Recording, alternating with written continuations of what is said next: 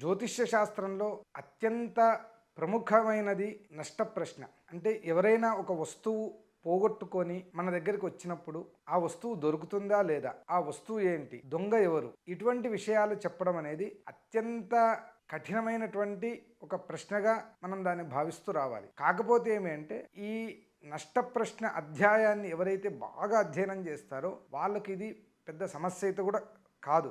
చోరో భావేషు షష్ఠ, ఈ 12 భావాల్లో షష్ఠ భావాన్ని అంటే 6వ ఇంటిని దొంగ అనేటువంటి ఒక భావంగా మనం చూస్తూ రావాలి. తర్వాత ఈ పోయినటువంటి వస్తువు దొంగలించబడిందా లేక కనపడటం లేదా.